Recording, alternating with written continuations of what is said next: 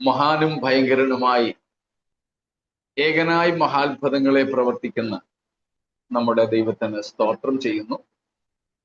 ഈ മനോഹരമായ സമയത്ത് ഇങ്ങനെ ഒരു പ്രത്യേക സമയ ക്രമീകരണത്തിൽ നമുക്ക് വീണ്ടും ദൈവപാദങ്ങളിൽ അടുത്ത് വരുവാനായിട്ട് കർത്താവ് അവസരം നൽകിയതോർത്ത് ദൈവത്തെ സ്തുതിക്കുകയാണ്.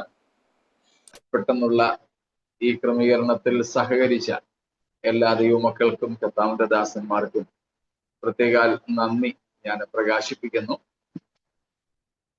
കർത്താവ് നമ്മെ സഹായിക്കുമാറാകട്ടെ. സ്തോത്രം. നമ്മൾ കഴിഞ്ഞ ദിവസങ്ങളിലായിട്ട് പഠിച്ചു വന്ന ദൈവസ്വരൂപവും ദൈവസാദൃശ്യവും എന്ന വിഷയത്തിന് ഇന്ന് ഒരു ഉപസംഹാരമാകാം എന്ന് കർത്താവിൽ ആഗ്രഹിക്കുന്നു.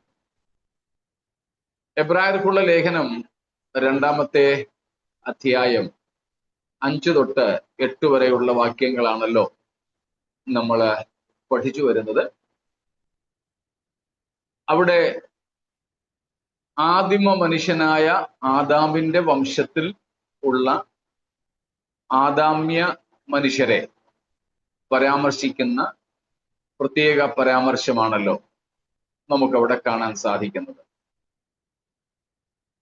അതിൽ നിന്നുമാണ് ദൈവസാദൃശ്യവും ദൈവസ്വരൂപവും എന്ന ഒരു വിഷയത്തിലേക്ക് നമ്മളൊന്ന് തിരിഞ്ഞുപോയത്. ആ വിഷയം അവിടെ അങ്ങനെ പറഞ്ഞിട്ടില്ലെങ്കിലും ആശയം അതാണ്. കാരണം ദൈവം മനുഷ്യനെ സൃഷ്ടിച്ചപ്പോൾ ദൈവത്തെക്കാൾ അല്പം മാത്രം താഴ്ത്തി എന്ന് സങ്കീർത്തനം 8-ലും ദൂതന്മാരെക്കാൾ അല്പം മാത്രം താഴ്ത്തി എന്ന് എബ്രായ ലേഖനത്തിലും നമ്മൾ കാണുന്നു. എന്നിട്ട് അവനെ തേജസ്സും ബഹുമാനവും അണിയിച്ചു. ദൈവത്തിന്റെ സകല സൃഷ്ടികൾക്കും ദൈവത്തിന്റെ സകല കാര്യാദികൾക്കും അവനെ അധിപതിയാക്കി സകലത്തെയും അവന്റെ കാൽ കീഴെയാക്കിയിരിക്കുന്നു എന്നിങ്ങനെയുള്ള ദൈവവചന പരാമർശങ്ങൾ നാം ഉൾക്കൊണ്ടുകൊണ്ടാണ് ദൈവ സാന്നിധ്യമെന്നും ദൈവ സ്വരൂപമെന്നും ഉള്ള ആശയത്തിലേക്ക് വന്നതും. ആ വിഷയങ്ങൾ സംസാരിച്ചപ്പോൾ ചില ചോദ്യങ്ങൾ വരികയും കൂടെ ചെയ്തതുകൊണ്ട് ആ കാര്യങ്ങൾ നമുക്ക് ഉൾക്കൊള്ളാം, അത് ചിന്തിക്കാം എന്ന് നമ്മൾ കരുതുകയായിരുന്നു. ദൈവത്തിന് സ്തോത്രം. നാം ഒരുമിച്ച് ദൈവത്തിന്റെ വചനത്തിലേക്ക് വീണ്ടും ഇതേ വിഷയത്തോടുള്ള ബന്ധത്തിൽ പ്രവേശിക്കുകയാണ്. നാം അവിടെ കണ്ടുകൊണ്ടിരുന്നത് ദൈവത്തിന്റെ സ്വരൂപവും സാദൃശ്യവും എന്തല്ല, എന്താണ്, ഭൗതികമായിട്ടാണെങ്കിൽ എന്തിനാണ് സാധ്യത എന്നീ കാര്യങ്ങളായിരുന്നുവല്ലോ. സ്തോത്രം. അതിന്റെ ഒരു ഉപസംഹാരം എന്ന നിലയിലാണ് നാം ഇന്ന് ചിന്തിക്കുവാനായിട്ട് ആഗ്രഹിക്കുന്നത്. നാം ഇതിനോടകം കണ്ടത് ദൈവ സ്വരൂപവും ദൈവ സാദൃശ്യവും. നേരത്തെ ഓർപ്പിച്ചതുപോലെ ഒരു സാധാരണ ദൈവവചന വിശ്വാസി, സാധാരണ ഒരു ക്രിസ്തു വിശ്വാസിക്ക് മനസ്സിലാക്കുവാൻ കഴിയുന്ന തരത്തിൽ ഉള്ള സാധാരണമായ കാര്യങ്ങളാണ് നാം മനസ്സിലാക്കുന്നത്. അതില് ദൈവത്തിന്റെ സ്വരൂപം എന്നത് the image of God. We have seen that it was about a resemblance and a representation. A resemblance and a representation. അതായിരുന്നു നാം അതിൽ ആദ്യമായിട്ട് കണ്ടത്. സ്തോത്രം. ദൈവത്തിന്റെ സ്വരൂപം ദൈവത്തിന് അനുരൂപപ്പെടുന്ന അല്ലെങ്കിൽ ദൈവത്തിന്റെ പ്രാതിനിധ്യ സ്വഭാവത്തെയാണ് അത് കാണിക്കുന്നത്. മനുഷ്യൻ ദൈവത്തെ പ്രതിനിധീകരിക്കുന്നു. അത് നാം മനസ്സിലാക്കി. ദൈവം മനുഷ്യന് നൽകിയ, മനുഷ്യന് എക്സസൈസ് ചെയ്യുവാനായിട്ട് നൽകിയ, ഉപയോഗിക്കുവാനായിട്ട് നൽകിയ അധികാരത്തെയാണ് പ്രധാനമായിട്ടും സൂചിപ്പിക്കുന്നത്. സ്തോത്രം. അങ്ങനെ സൃഷ്ടിയുടെ മുമ്പിൽ, സൃഷ്ടികളുടെ സമക്ഷത്ത് നമ്മൾ സ്രഷ്ടാവിനെ പ്രതിനിധാനം ചെയ്യുന്നവരായിരിക്കണം എന്ന നിലയിൽ നമ്മൾ കണ്ടു. സ്തോത്രം. എന്നാൽ ദൈവത്തിന്റെ സാദൃശ്യം എന്നത് ദൈവത്തെ പോലെ, പലതിലും നാം ദൈവത്തെ പോലെ എന്ന അർത്ഥമാണ് കണ്ടത്. അതിൽ നമ്മൾ വിവിധ ഘടകങ്ങളെ കണ്ടു.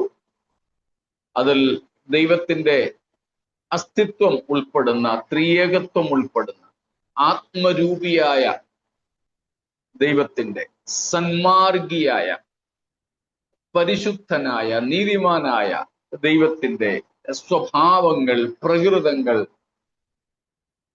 മൗലികതകൾ എന്നിങ്ങനെയുള്ള കാര്യങ്ങളൊക്കെ നമ്മൾ കാണുകയുണ്ടായി.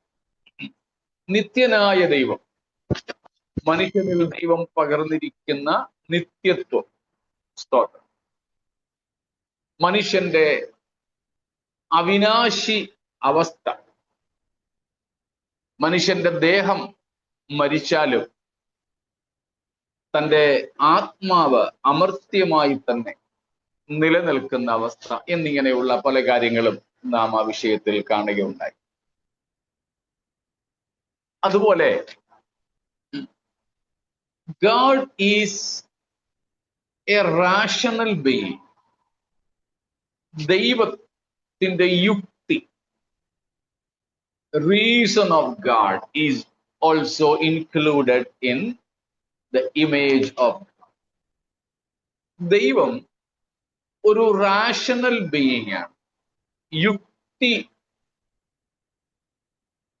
ഉപയോഗിക്കുന്ന ഒരു ആളത്വമാണ് ദൈവത്തിന്റെ. ആ യുക്തി മനുഷ്യനിലും ദൈവം പകർന്നിട്ടുണ്ട്. കാര്യങ്ങളെ കണ്ട് വിലയിരുത്തി തീരുമാനങ്ങൾ എടുക്കാനും കാര്യങ്ങൾ അതിനനുസരിച്ച് ക്രമീകരിക്കുവാനും ഒക്കെയുള്ള യുക്തിയും ബുദ്ധിയും ദൈവം മനുഷ്യന് നൽകിയിട്ടുണ്ട്. സ്തോത്രം. അത് ദൈവത്തിൻ്റെതുപോലെ മനുഷ്യനിലാണ് ആ യുക്തിസഹമായ കാര്യങ്ങൾ നാം കാണുന്നത്. And therefore we can understand the reason or the rationality in man is also part of this image of God in man. മനുഷ്യന് ഉള്ള യുക്തിപരമായ കഴിവ്, അതും ദൈവത്തിന്റെ മനുഷ്യനിലെ സാദൃശ്യത്തിന് തെളിവാണ്, അല്ലെങ്കിൽ അതും ദൈവിക സാദൃശ്യത്തിൽ പെടുന്നതാണ്. കൂടുതൽ അത് വിവരിക്കേണ്ടതില്ലല്ലോ.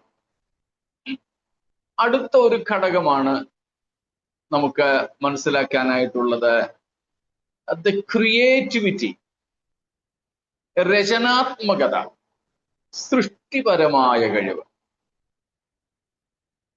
The creational ability, ക്രിയേറ്റിവിറ്റി, അതും യുക്തിയോട്, റീസണോട് വളരെ ചേർന്ന് നിൽക്കുന്ന ഒന്നാണ്. എന്നാൽ അല്പം അല്ലാത്ത വ്യത്യാസവുമുണ്ട്. അതുകൊണ്ടത് നമ്മൾ എടുക്കുന്നു. ദൈവത്തെ നമുക്ക് ഉൽപ്പത്തി പുസ്തകത്തിൽ, പ്രധാനമായിട്ടും ഉൽപ്പത്തി പുസ്തകത്തിൽ കാണാൻ കഴിയുന്നത് സ്രഷ്ടാവായിട്ടാണ്. നമ്മളിപ്പോൾ പഠിച്ചുകൊണ്ടിരിക്കുന്ന 2-ാമത്തെ അധ്യായത്തിന്റെ എബ്രായ ലേഖനം 2-ന്റെ 9-ാം വരുമ്പോഴും നമ്മൾ കാണുന്നുണ്ട് സകലത്തിനും ലാക്കും. 10-ാമത്തെ വാക്യത്തിൽ സകലത്തിനും ലാക്കും സകലത്തിനും കാരണഭൂതനുമായ ദൈവം.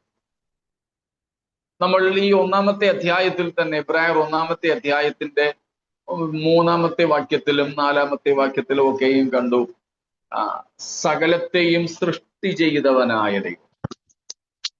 അപ്പം ദൈവത്തിന്റെ സൃഷ്ടിപരമായ കഴിവിനെ കുറിച്ച് നമുക്ക് അവിടെ കാണാം. ദൈവത്തിന്റെ സൃഷ്ടിപരമായ കഴിവ്, ആ സൃഷ്ടിപരമായ കഴിവ് ദൈവം മനുഷ്യനിലും പകർന്നിരിക്കുന്നു.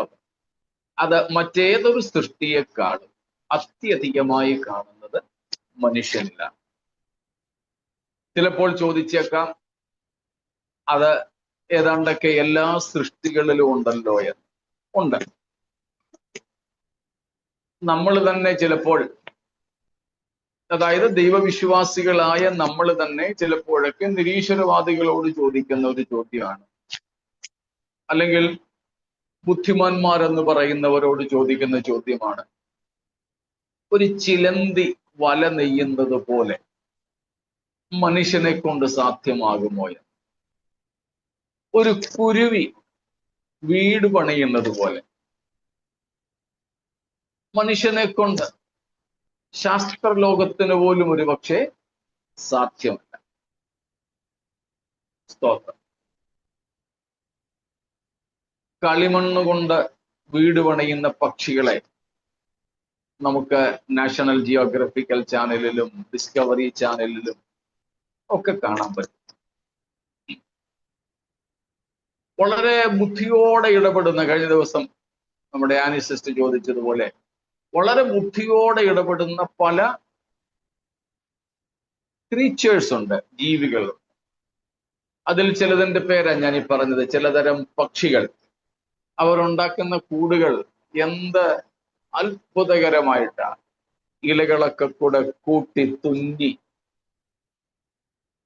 ചരടുകളോ കയറുപോലെ കാര്യങ്ങളൊക്കെ ഉണ്ടാക്കിയിട്ട് അതിൽ വിശേഷമായ പശയൊക്കെ തേച്ച് അത്ഭുതപ്പെടുത്തുന്ന തരത്തിൽ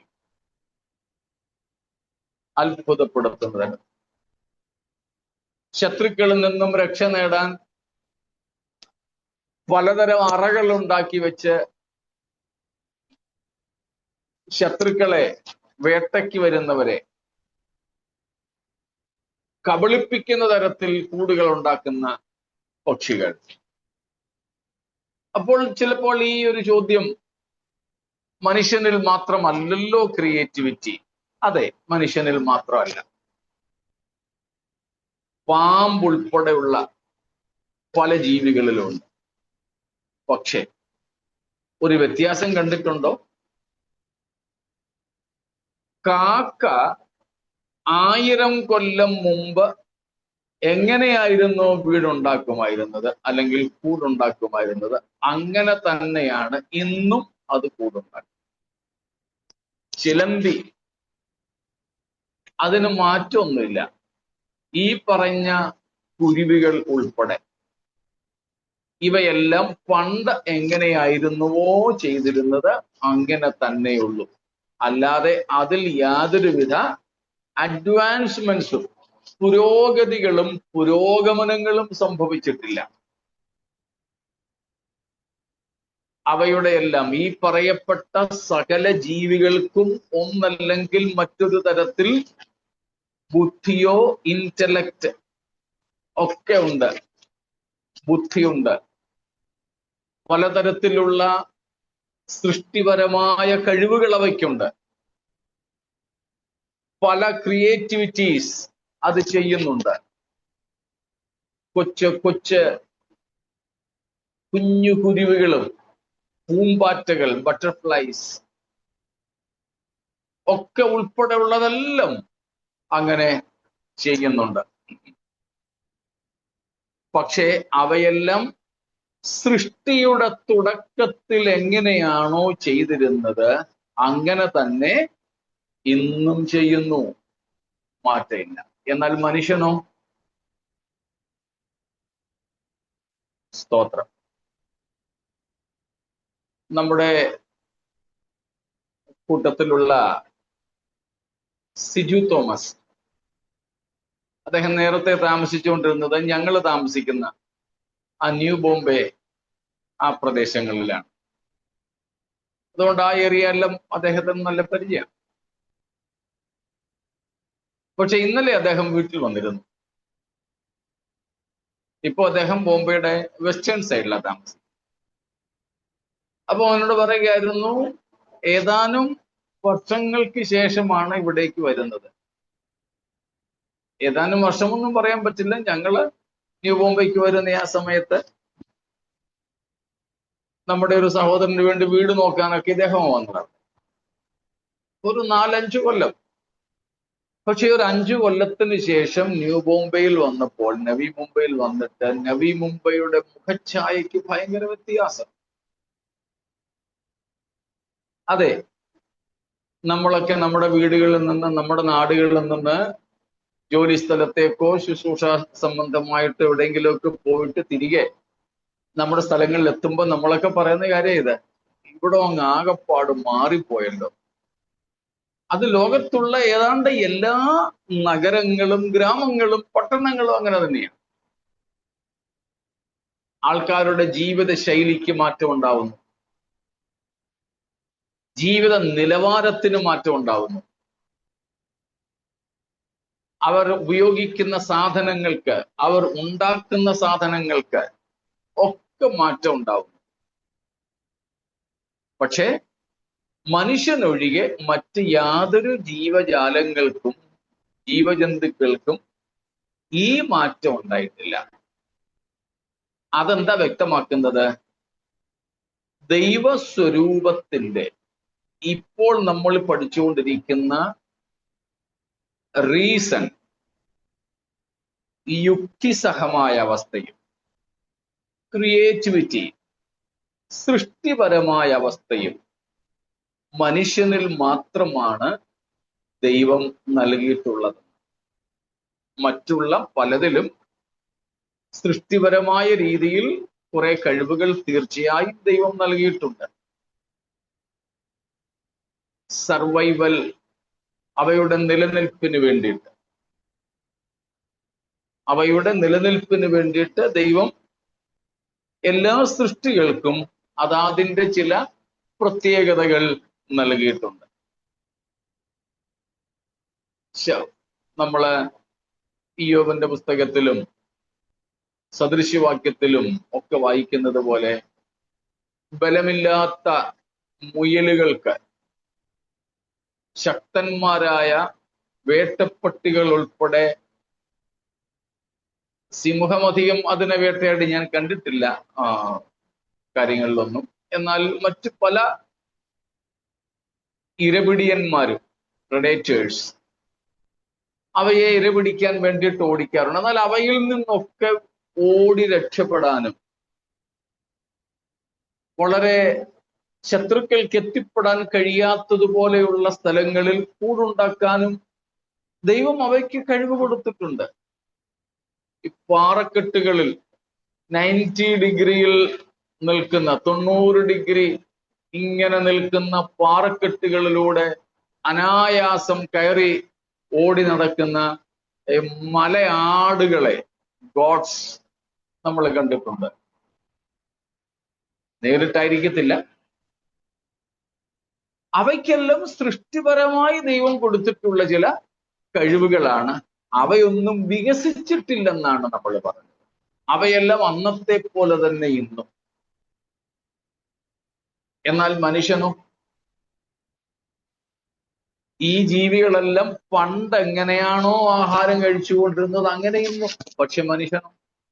അപ്പോൾ മനുഷ്യനിലെ ഈ പുരോഗമനപരമായ, യുക്തിപരമായ, വികാസപരമായ കാര്യങ്ങളൊക്കെ ദൈവം മനുഷ്യനിൽ പകർന്നിരിക്കുന്ന ഈ പ്രത്യേക സ്വരൂപ സാദൃശ്യങ്ങളുടെ ഭാഗമാണെന്നാണ് നമ്മൾ മനസ്സിലാക്കുന്നത്. സ്തോത്രം. അങ്ങനെ ദൈവം മനുഷ്യനെ തന്റെ സ്വരൂപത്തിലും സാദൃശ്യത്തിലും സൃഷ്ടിച്ചു. തേജസ്സും ബഹുമാനവും അവനെ അണിയിച്ചു. എല്ലാ സൃഷ്ടികളും മനുഷ്യനെ ഭയപ്പെടുവാൻ തക്കതുപോലെ മനുഷ്യനിൽ എന്തോ ഒന്ന് സന്നിവേശിപ്പിച്ചിരിക്കുന്നു. സ്തോത്രം. ഇന്നും അതേതാണ്ടൊക്കെ അങ്ങനെ തന്നെ ചില ഘടകങ്ങൾക്കൊക്കെ കേടുപാടുകൾ സംഭവിച്ചിട്ടുണ്ടെങ്കിലും പൊതുവായി ദൈവം നൽകിയ ആ സ്വരൂപവും സാദൃശ്യവും മനുഷ്യനിൽ ഇന്നും നിലനിൽക്കുന്നതായി നമുക്ക് കാണുവാൻ സാധിക്കും. കൂടാതെ അവനിൽ നഷ്ടപ്പെട്ടു പോയ ആ അവസ്ഥകളെ തിരികെ അവന് നൽകേണ്ടതിനായിട്ട് ദൈവം വേണ്ട ക്രമീകരണങ്ങളെ ചെയ്തതായിട്ടാണ് നമ്മൾ മനസ്സിലാക്കുന്നത്. സ്തോത്രം. ഇത്രയും കാര്യങ്ങള് വ്യക്തമാണോ? എന്തെങ്കിലും ചോദ്യങ്ങൾ ഈ വിഷയങ്ങളിൽ ഉണ്ടോ?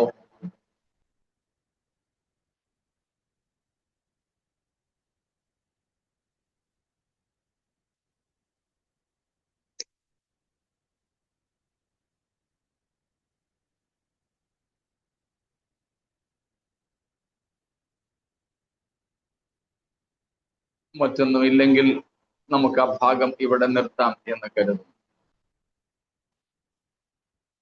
അപ്പോൾ മനുഷ്യൻ ദൈവത്തെ പ്രതിനിധാനം ചെയ്യേണ്ടതിന്, ദൈവത്തെ പ്രദർശിപ്പിക്കേണ്ടതിന്, ദൈവത്തിന്റെ ശക്തി, അധികാരം, മഹത്വം ഇവയൊക്കെ വെളിപ്പെടുത്തേണ്ടതിന്, ദൈവത്തിന്റെ പകരക്കാരായിരിക്കേണ്ടതിന് ഒക്കെ സൃഷ്ടിക്കപ്പെട്ടവരാണ് എന്ന് നമുക്ക് ഉപസംഹരിക്കാം. സ്തോത്രം. അതുപോലെ ഇന്ന് രക്ഷിക്കപ്പെടുന്ന ദൈവമക്കൾ നമ്മുടെ രക്ഷകനായ നമ്മുടെ കർത്താവിനെ പ്രദർശിപ്പിക്കേണ്ടതിന് ക്രിസ്തുവിന്റെ പകരക്കാരായി സൃഷ്ടിക്കപ്പെട്ടിരിക്കുകയാണ്. സ്തോത്രം. പുതിയ നിയമത്തിന്റെ ഭാഷയിൽ പറഞ്ഞാൽ ദൈവസ്വരൂപവും ദൈവസാദൃശ്യവും എന്നത് ദൈവത്തിന്റെ സ്ഥാനാപതിത്വം എന്ന് നമുക്ക് മനസ്സിലാക്കാം. Ambassadorship of God. The image and likeness of God in man can be understood as the ambassadorship of God on earth. ദൈവസ്വരൂപവും ദൈവസാദൃശ്യവും നമുക്കതിനെ ദൈവത്തിന്റെ സ്ഥാനാപതിത്വം എന്ന് മനസ്സിലാക്കാനായിട്ട് സാധിക്കും. കാര്യം, ആരാണ് സ്ഥാനാപതി? പകരക്കാരൻ. 2 Corinthians 5:20. 2 കൊരിന്ത്യർ 5:20 വാക്യം. ആകയാൽ ഞങ്ങൾ ക്രിസ്തുവിനു വേണ്ടി സ്ഥാനാപതികളായി ദൈവത്തോട് നിരന്നുകൊള്ളുവീൻ എന്ന് ക്രിസ്തുവിന് പകരം അപേക്ഷിക്കുന്നു. ക്രിസ്തുവിന് വേണ്ടി, ക്രിസ്തുവിന് പകരം. കണ്ടോ, രണ്ട് പ്രയോഗങ്ങൾ. ഞങ്ങൾ ക്രിസ്തുവിന്റെ സ്ഥാനാപതികളാണ്. We are the ambassadors of Christ. ക്രിസ്തുവിന്റെ സ്ഥാനാപതികൾ എന്നാൽ എന്താണ് അർത്ഥം? ക്രിസ്തുവിന് വേണ്ടിയും ക്രിസ്തുവിന് പകരമായും നിയമിക്കപ്പെട്ടിരിക്കുന്നത്. ക്രിസ്തുവിന് വേണ്ടിയും ക്രിസ്തുവിന് പകരമായും നിയമിക്കപ്പെട്ടിരിക്കുന്നത്. ഇതുപോലെ തന്നെയാണ് ദൈവസ്വരൂപം. ദൈവത്തിനു വേണ്ടിയും ദൈവത്തിന് പകരമായും മറ്റ് സൃഷ്ടികളുടെ മുമ്പിൽ ദൈവത്തെ വെളിപ്പെടുത്തേണ്ടിയിരുന്നവർ. നാം പുതിയ നിയമത്തിലേക്ക് വരുമ്പോൾ നമുക്ക് ആദാമ്യ പാപം നിമിത്തം നഷ്ടപ്പെട്ടു പോയ ആ സ്വരൂപത്തെ തിരികെ തരുവാൻ ദൈവം പ്രസാദിക്കുകയാണ്. അങ്ങനെയാണ് ഇവിടെ. സ്തോത്രം. അതിന്റെ 17ാമത്തെ വാക്യവും കൂടെ നമുക്ക് പരിചയമുള്ളതാണല്ലോ. Verse 17 also. 2 Corinthians 5:17. Yeah. ഒരുത്തൻ ക്രിസ്തുവിലായാൽ അവൻ പുതിയ സൃഷ്ടിയാകുന്നു, പഴയത് കഴിഞ്ഞുപോയി, ഇതാ അത് പുതുതായി തീർന്നിരിക്കുന്നു. ആദാമ്യ പാപം നിമിത്തം വീഴ്ച ഭവിച്ചുപോയ, ക്ഷതമേറ്റ നമ്മുടെ ആ പഴയ അവസ്ഥയ്ക്ക് മാറ്റം വരുത്തി നമ്മെ പുതുതാക്കുന്ന ഒരു പ്രക്രിയ. ആ പുതുതാക്കുന്നതിലൂടെ 18-ാമത്തെ വാക്യത്തിൽ നമ്മൾ കാണുന്നു, ദൈവത്തോട് നമ്മെ നിരപ്പിക്കുന്നു. ദൈവം തന്നെ നമ്മെ അഥവാ ലോകത്തെ ദൈവത്തോട് ക്രിസ്തുവേശുവിൽ നിരപ്പിക്കുന്നു. അതാണ് 18-ാമത്തെ വാക്യം. എന്നിട്ടാണ് 20-ാം വാക്യത്തിൽ പറഞ്ഞത്, ഞങ്ങൾ ഇപ്പോൾ ക്രിസ്തുവിന് വേണ്ടി ക്രിസ്തുവിന്റെ പകരക്കാരായി ക്രിസ്തുവിന്റെ സ്ഥാനാപതികളായിരിക്കുന്നു. സ്തോത്രം. ക്രിസ്തുവിന്റെ സ്ഥാനാപതികൾ. അപ്പോൾ നഷ്ടപ്പെട്ടു പോയ ദൈവസ്വരൂപത്തെ തിരികെ തരേണ്ടതിന് ദൈവം നമ്മെ ക്രിസ്തുവിലൂടെ ഒന്ന് പുതുതാക്കുന്നു, രണ്ട് നമ്മെ തന്നോട് നിരപ്പിക്കുന്നു, മൂന്ന് നമ്മെ തന്റെ സ്ഥാനാപതികളായി നിയമിക്കുന്നു. 3 things. Because of Adamic sin, humanity suffered loss of the image and likeness of God in man. Not fully, but to a very good extent. But in and through Christ, God is restoring that lost image and likeness to humanity. And for that, God is doing these 3 major things. 1, He makes us new creation. 2 Corinthians 5:17. He reconciles the world to Himself, verse 18. And then He appoints us His ambassadors, സ്ഥാനാപതികൾ, verse 20. അപ്പോൾ നമ്മെ പുതുതാക്കുന്നു, പുതിയ സൃഷ്ടിയാക്കുന്നു, എന്നിട്ട് നമ്മെ ദൈവത്തോട് നിരപ്പിക്കുന്നു. ക്രൂശിൽ അത് ചെയ്തു. എന്നിട്ട് നമ്മെ വിശ്വസിച്ച് ദൈവസന്നിധിയിൽ വന്ന് നിരപ്പ് പ്രാപിക്കുന്നവരെ ക്രിസ്തുവിന് പകരം സ്ഥാനാപതികളായി നിയമിക്കുന്നു. അങ്ങനെ നമ്മൾ ഇന്ന് ക്രിസ്തുവിന്റെ പകരക്കാരാണ്. എഫേസ്യർ 2:8, 9, 10 കൂടെ വായിച്ചാട്ടെ. Ephesians 2, 8, 9 and 10. കൃപയാലല്ലോ നിങ്ങൾ വിശ്വാസം മൂലം രക്ഷിക്കപ്പെട്ടിരിക്കുന്നത്. അതിനും നിങ്ങൾ കാരണമല്ല, ദൈവത്തിന്റെ ദാനമത്രേ ആകുന്നു. ആരും പ്രശംസിക്കാതിരിപ്പാൻ പ്രവൃത്തികളും കാരണമല്ല. നാം അവന്റെ കൈപ്പണിയായി സൽപ്രവൃത്തികൾക്കായിട്ട് ക്രിസ്തുവേശുവിൽ സൃഷ്ടിക്കപ്പെട്ടവരാകുന്നു. നാം സൽപ്രവൃത്തികൾക്കായിട്ട് ക്രിസ്തുവേശുവിൽ അവന്റെ കൈപ്പണിയായി സൃഷ്ടിക്കപ്പെട്ടവർ. അവിടെയും നമ്മൾ 2 കൊരിന്ത്യർ 5:17 അതേ കാര്യമാണ് കാണുന്നത്. പുതിയ സൃഷ്ടിയായി നമ്മൾ തീരുന്നു. നമ്മെ പുതിയ സൃഷ്ടിയാക്കി തീർക്കുന്നു. സ്തോത്രം. പുതിയ സൃഷ്ടിയാക്കി നമ്മെ തീർക്കുന്നു. അങ്ങനെ ആ പുതുക്കപ്പെട്ട നിലയിൽ നാം ഇന്ന് ക്രിസ്തുവിന്റെ പകരക്കാരായി ഭൂമിയിൽ നിയമിക്കപ്പെട്ടിരിക്കുകയാണ്. സ്തോത്രം. ക്രിസ്തുവിന്റെ പകരക്കാരായി. തീർച്ചയായും ദൈവത്തോടുള്ള കൂട്ടായ്മയാണ് ഈ അധികാരത്തിന്റെ വിനിയോഗത്തിന് മനുഷ്യനെ അർഹനാക്കുമായിരുന്നു. നിരപ്പിനാൽ ദൈവത്തോടുള്ള കൂട്ടായ്മയിലേക്ക് നമുക്ക് മടങ്ങി വരാം. പുതിയ സൃഷ്ടിയാകയാൽ നമ്മിലേക്ക് ദൈവത്തിന്റെ ആ ശക്തിയും അധികാരവും മഹത്വവും ഒഴുകിയെത്തുന്നു. ആ കൂട്ടായ്മയിൽ നമ്മൾ നിലനിൽക്കുന്നിടത്തോളം ക്രിസ്തുവിന്റെ സ്ഥാനാപതികളായി നമുക്ക് സൃഷ്ടികളുടെ മുമ്പിൽ ജീവിക്കുവാനായിട്ട് സാധിക്കും. സ്തോത്രം.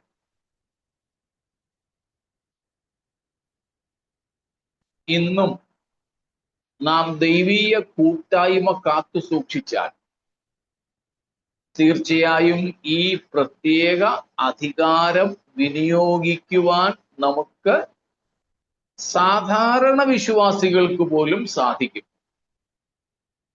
ആവർത്തിക്കുന്നു, if we will continue in this fellowship with God,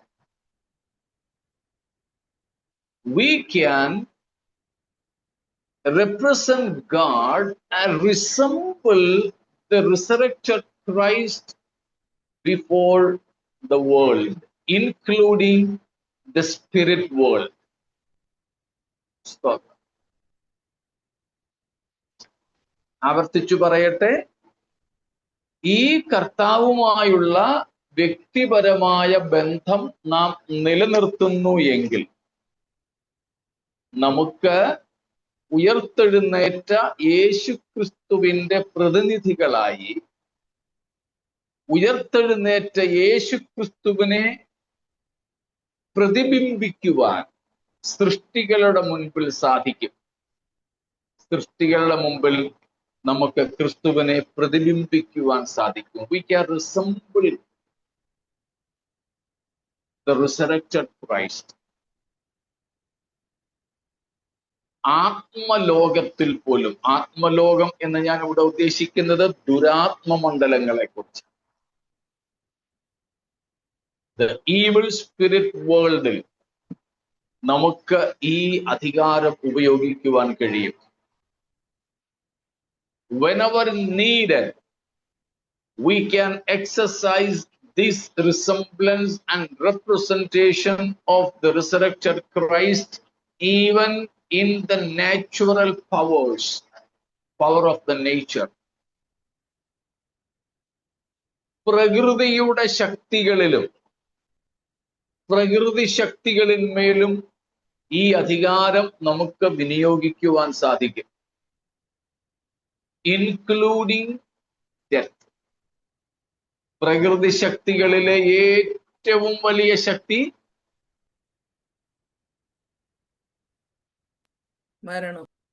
മരണമാണ്. The strongest or the mightiest of the natural powers is the power of death. ആർക്കും ബ്രേക്ക് ചെയ്യാൻ, ഉടയ്ക്കാൻ കഴിയാത്ത തരത്തിലെ പ്രകൃതി ശക്തി മരണമാണ്. കാറ്റും കോളും തീയും രോഗവും ഒക്കെ അതിന് കീഴിൽ നിൽക്കുന്നത്. മരണമാണ് പ്രകൃതിയിലെ ഏറ്റവും വലിയ ശക്തി. ക്രിസ്തുവിന്റെ മുമ്പിൽ ഒഴികെ മരണം അജയ്യ ശക്തിയാണ്. Except or death is the undefeatable, unbeatable power, but before Christ, except Christ. ക്രിസ്തുവിന്റെ മുമ്പിൽ ഒഴികെ ബാക്കി സകലിടത്തും മരണം അജയ്യമായ ശക്തിയാണ്. പക്ഷേ യേശുക്രിസ്തുവിന്റെ സ്ഥാനാപതികളായി ഞാനും നിങ്ങളും ക്രിസ്തുവിനോടുള്ള കൂട്ടായ്മ ബന്ധത്തിൽ നിലനിന്നാൽ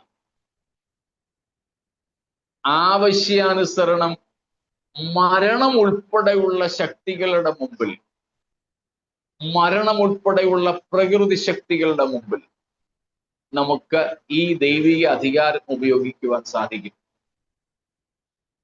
സ്തോത്രം. നമുക്കിന്നതിന് സാധിക്കാത്തതിന് കാരണം ദൈവം പ്രവർത്തനം നിർത്തിയതൊന്നുമല്ല, ദൈവത്തിന് വയസ്സായതൊന്നുമല്ല. പക്ഷെ നമുക്ക് കർത്താവിനോടുള്ള കൂട്ടായ്മ ബന്ധം കുറഞ്ഞു പോയതാണ്. സ്തോത്രം. കർത്താവിനോടുള്ള നമ്മുടെ കൂട്ടായ്മയ്ക്ക് വിഘ്നം സംഭവിച്ചതാണ്. അത് നിമിത്തം നമ്മുടെ വിശുദ്ധിക്ക് കുറവുണ്ടായി. വിശുദ്ധിയുടെ കുറവും ദൈവീക കൂട്ടായ്മയിലെ നേർമ എന്ന് വെച്ചാൽ നേർന്നു പോയത്, അങ്ങ് ലോലമായി പോയതും, ഈ രണ്ട് കാരണങ്ങളാണ് അപ്പോസ്തോലിക കാലത്തെ പോലെ ഇന്ന് നമുക്ക് ദൈവശക്തി ഉപയോഗിക്കുവാൻ കഴിയാതിരിക്കുന്നത്. ഈ രണ്ട് കാരണം. These are the two major reasons why we are unable to exercise the power of God as in the early centuries. One, the lack of personal holiness. വ്യക്തിപരമായ ജീവിത വിശുദ്ധിയുടെ കുറവ്. And second, the weakness in personal relationship with Christ. കർത്താവുമായുള്ള നമ്മുടെ ക്ഷീണിച്ചു പോയ ബന്ധം, ബലഹീനപ്പെട്ടു പോയ ബന്ധം, ഈ രണ്ടെണ്ണത്തിൽ നമ്മൾ തിരികെ എത്തിയാൽ ആദ്യ നൂറ്റാണ്ടിലേതുപോലെ ഇന്നും സാധാരണ വിശ്വാസികളെ കൊണ്ട്, സ്പെഷ്യലിസ്റ്റുകളെ കൊണ്ടല്ല, സാധാരണ വിശ്വാസികളെ കൊണ്ട്, സ്തോത്രം, ദൈവത്തിന്റെ ശക്തിയുടെ അളവറ്റ വലിപ്പം ദൈവം വെളിപ്പെടുത്തും. സ്തോത്രം. അതിനുവേണ്ടിയാണ് നമ്മെ പുതു സൃഷ്ടികളാക്കി ഇന്ന് കർത്താവ് തീർത്തിരിക്കുന്നത്. സ്തോത്രം. അത് സാധാരണപ്പെട്ട ഒരു കാര്യമാണ്. It's very common. It's very common. പത്രോസ് അപ്പോസ്തലൻ മരിച്ചുപോയ തബീഥയെ ഉയർത്തെഴുന്നേൽപ്പിച്ചത്, പൗലോസ് അപ്പോസ്തലൻ മരിച്ചുപോയ യൂത്തിക്കോസിനെ ജീവനിലേക്ക് മടക്കി വരുത്തിയത് ഒക്കെ ഇതിന്റെ അടയാളങ്ങളാണ്. മാരക രോഗങ്ങൾ വിട്ടുമാറും. ഇന്നത്തെ പോലെ അതിന് പ്രദർശനങ്ങളൊന്നും വേണ്ട, പ്രത്യേകം സജ്ജമാക്കപ്പെട്ട സ്റ്റേജുകളൊന്നും വേണ്ട, വേദികളൊന്നും വേണ്ട. അതിന് സാധാരണക്കാരായ ദൈവമക്കളിലൂടെ ഈ അസാധാരണമായ പ്രവൃത്തികൾ നടക്കും. അത് വിശ്വസിക്കുകയും ഏറ്റെടുക്കുകയും ചെയ്തോളൂ. പക്ഷെ കണ്ടീഷൻ ഇതാണ്, സ്തോത്രം, നമ്മുടെ ദൈവത്തിന്റെ തന്നെ ശക്തിക്ക് അടിസ്ഥാനം ദൈവത്തിന്റെ വിശുദ്ധിയാണെന്ന് നമ്മൾ കണ്ടിട്ടുണ്ട്. Even for our God, personal holiness, the most holy nature of God is what makes our God almighty. നമ്മൾ ഒത്തിരി ഭാഗങ്ങൾ അതേ സംബന്ധിച്ച് കണ്ടിട്ടുണ്ട്. ആദ്യത്തെ സങ്കീർത്തനമായ പുറപ്പാട് പുസ്തകം 15-ാമത്തെ അധ്യായത്തിൽ, ആദ്യത്തെ ബൈബിളിൽ കാണപ്പെടുന്ന ആദ്യത്തെ സങ്കീർത്തനമാണ് പുറപ്പാട് 15. അതിന്റെ 11-ാമത്തെ വാക്യത്തിൽ മോശ ദൈവത്തെ സംബോധന ചെയ്ത് പറയുന്ന ഒരു കാര്യമുണ്ട്. സ്തോത്രം. യഹോവേ, ദേവന്മാരിൽ നിനക്ക് തുല്യൻ ആർ? വിശുദ്ധിയിൽ മഹിമയുള്ളവനെ. വിശുദ്ധിയിൽ മഹിമയുള്ളവനെ. ഇംഗ്ലീഷിൽ എങ്ങനെയത്? ആംപ്ലിഫൈഡ് വേർഷനിൽ എങ്ങനെയത്?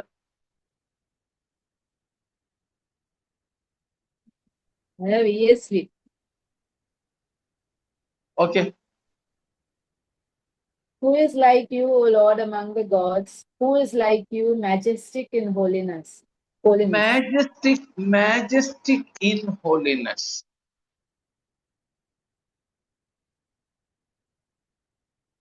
ഹിന്ദിയിൽ വായിക്കുന്നത് തു പവിത്രതാ കെ കാരൺ മഹാപ്രതാപി ഹൈ. You are majestic because of your holiness. ഈ ആംപ്ലിഫൈഡിനകത്ത് glorious in holiness.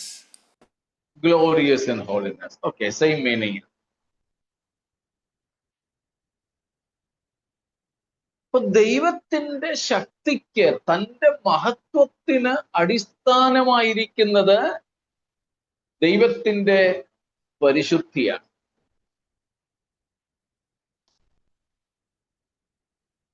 As we grow in personal holiness,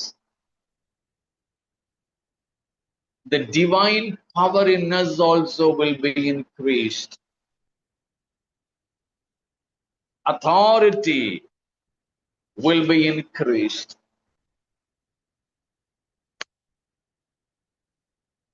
നാം വിശുദ്ധിയിൽ വളരും തോറും ദൈവശക്തിയിലും വളർച്ച പ്രാപിക്കും.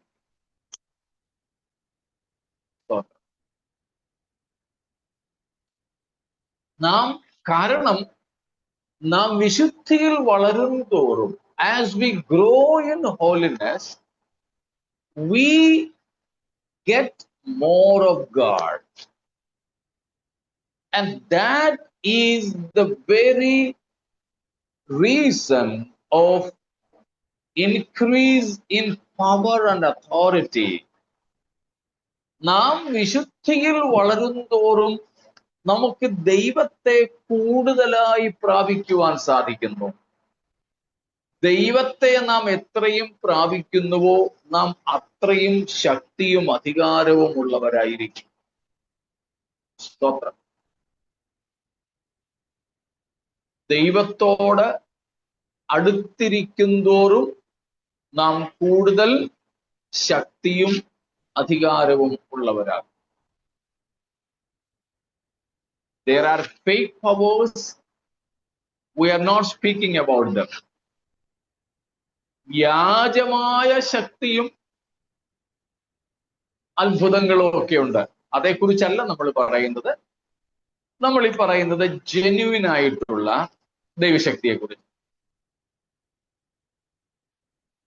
ശരിയായിട്ടുള്ള ദൈവശക്തിയെ കുറിച്ച്. അത് നമുക്ക് ഉപയോഗിക്കുവാൻ സാധിക്കും. അത് നമ്മുടെ ജീവിതത്തിന്റെ സാധാരണ കാര്യമായിട്ട് മാറും.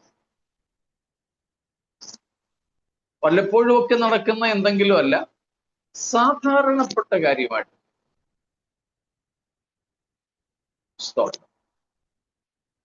അങ്ങനെ നമ്മൾ ക്രിസ്തുവിന്റെ സ്ഥാനാപതികളായി, ക്രിസ്തുവിന് പകരക്കാരായി ഇന്ന് ഇവിടെ നിയമിക്കപ്പെട്ടിരിക്കുന്നു ഈ ലോകത്തിൽ. അങ്ങനെയെങ്കിൽ നമ്മിലൂടെ ഈ ദൈവ സ്വരൂപവും സാദൃശ്യവും സമയാസമയങ്ങളിൽ വെളിപ്പെട്ടുകൊണ്ടിരിക്കും.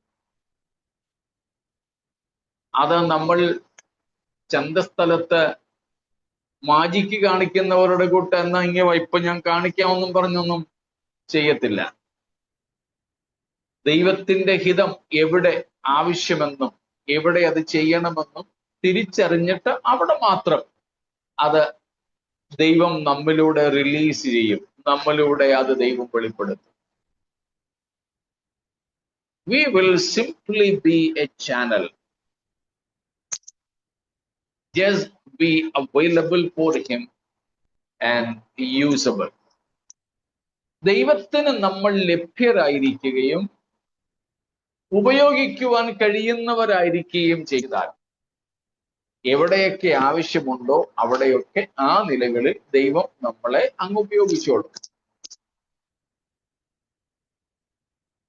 ഉപയോഗിക്കണേ എന്ന് പ്രത്യേകിച്ച് പ്രാർത്ഥിക്കുക പോലും വേണ്ട. നമ്മൾ ഉപയോഗ്യരായും ലഭ്യരായും അങ്ങ് തീർന്നാൽ മാത്രം മതി. സ്തോത്രം.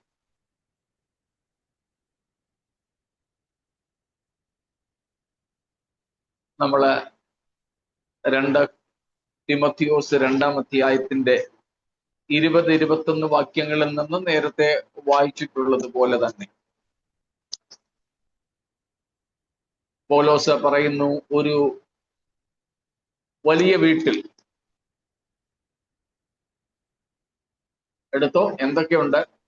പൊന്നും വെള്ളിയും കൊണ്ടുള്ള സാമാനങ്ങൾ മാത്രമല്ല, മരവും മണ്ണും കൊണ്ടുള്ളവയും ഉണ്ട്. ചിലത് മാന്യകാര്യത്തിനും ചിലത് ഹീനകാര്യത്തിനും ഉപയോഗിക്കുന്നു. എല്ലാ വീട്ടിലും ഉള്ള കാര്യമായത്. കൊച്ചു വീട്ടിലായാലും വലിയ വീട്ടിലായാലും സ്വർണവും വെള്ളിയും മരവും കല്ലും മണ്ണും ഒക്കെ കൊണ്ടുള്ള ഉപകരണം. ചിലത് ഹീനകാര്യത്തിനും ചിലത് മാനകാര്യത്തിനും. എന്നാൽ 21-ാം വാക്യമാണ് പ്രധാനം. ഇവയെ വിട്ടകന്ന് തന്നെത്താൻ വെടിപ്പാക്കുന്നവൻ വിശുദ്ധവും ഉടമസ്ഥന് ഉപയോഗവുമായി നല്ല വേലയ്ക്കൊക്കെയും ഒരുങ്ങിയിരിക്കുന്ന മാനപാത്രം ആയിരിക്കും. നമുക്ക് എങ്ങനെയുള്ള പാത്രമായിരിക്കണം? ദൈവത്തിന് ഉപയോഗമുള്ള പാത്രം. സ്തോത്രം.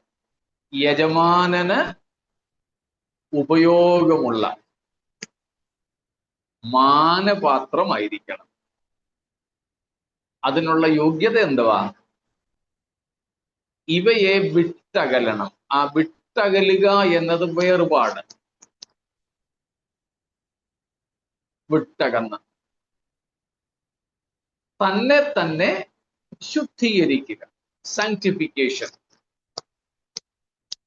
ശുദ്ധീകരിക്കുക. ഇപ്പൊ നമ്മുടെ സാധാരണ ഭാഷയിൽ പറഞ്ഞാൽ വിശുദ്ധിയും വേർപാടും. അങ്ങനെ നാം ഉള്ളവരായാൽ എങ്ങനെയുള്ള പാത്രമായിട്ട് നമ്മൾ മാറും? യജമാന ഉപയോഗമുള്ള പാത്രം. അതിനു മുമ്പുണ്ടല്ലോ, വിശുദ്ധവും ഉടമസ്ഥന് ഉപയോഗവുമുള്ള നല്ല വേലയ്ക്കൊക്കെ ഒരുങ്ങിയിരിക്കുന്ന മാനപാത്രമായിട്ട്. ഇപ്പൊ നമ്മൾ വിശുദ്ധ പാത്രമായിരിക്കുക, യജമാനന്റെ ഉപയോഗത്തിനൊക്കെ ഒരുങ്ങിയിരിക്കുന്ന. അവിടെയാണ് usable and available, usability and availability. സ്തോത്രം. And also for noble uses, മാന്യമായ ഉപയോഗങ്ങൾക്ക്. നാം അങ്ങനെ ഒരു പാത്രമായിട്ടിരുന്നാൽ മതി. This is the picture of every Christian and every minister of the gospel. ഓരോ ക്രിസ്ത്യാനിയുടെയും സുവിശേഷകന്റെയും ഒരു ചിത്രമാണ് ഇവിടെ. സ്തോത്രം. ഏതാണ്ട് 7-8 ഇങ്ങനെയുള്ള സാദൃശ്യങ്ങൾ പൗലോസ് ഈ അധ്യായത്തിൽ നമുക്ക് വേണ്ടി പറയുന്നുണ്ട്. 7-8 സാദൃശ്യങ്ങളുണ്ട്.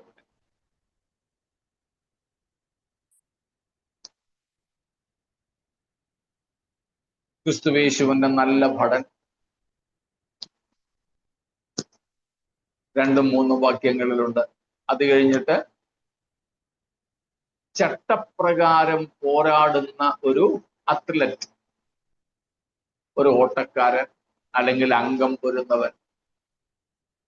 പിന്നെ ഹാർഡ് വർക്കിംഗ് ഫാമർ, അത്യധ്വാനിയായ പരിശ്രമിക്കുന്ന കൃഷിക്കാരൻ. അങ്ങനെ ഇങ്ങോട്ട് പൗലോസ് അപ്പോസ്തലൻ ഒരു ക്രിസ്ത്യാനിയെയും ഒരു സുവിശേഷകനെയും എടുത്തു കാണിക്കുന്നു. അതിൽ നിന്നും നമ്മൾ മനസ്സിലാക്കുന്നത് നമുക്ക് ഈ 21-ാമത്തെ വാക്യത്തിൽ പറയുന്ന തരത്തിലുള്ള ഒരു പാത്രമായിട്ട് മാറണം.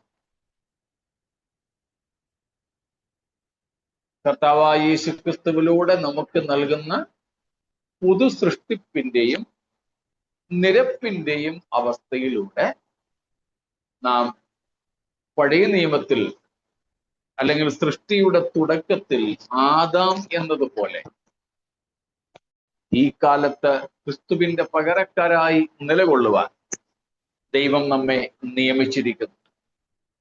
ആകയാൽ അതിനുവേണ്ടി നമുക്ക് നമ്മെ തന്നെ സമർപ്പിക്കാം. ക്രിസ്തുവിന്റെ പകരക്കാരായി ഉയർത്തെഴുന്നേറ്റ യേശു ക്രിസ്തുവിന്റെ അധികാരമുള്ളവരായി ദൈവവചനത്തിന്റെ പ്രകാശനത്തോടെ ക്രിസ്തുവിനായിട്ട് നിലനിൽപ്പാൻ ദൈവം നമ്മെ എല്ലാവരെയും ഈ വചനങ്ങളാൽ ഒരുക്കട്ടെ. ക്രിസ്തുവിന്റെ സ്ഥാനാപതികളായി നമുക്ക് നിലനിൽപ്പാൻ ദൈവത്തെ പ്രതിബിംബിക്കുന്നവരായും പ്രതിഫലിപ്പിക്കുന്നവരായും നിലനിൽക്കുവാൻ ദൈവം നമുക്ക് കൃപ ചെയ്യട്ടെ. കർത്താവിന്റെ വരവ് താമസിച്ചാൽ നമുക്ക് നാളെ 8:30 മുതൽക്കുള്ള സമയത്ത് വീണ്ടും കാണാം. അതുവരേക്കും മാറാനാഥ. ദൈവം നമ്മെ അനുഗ്രഹിക്കട്ടെ.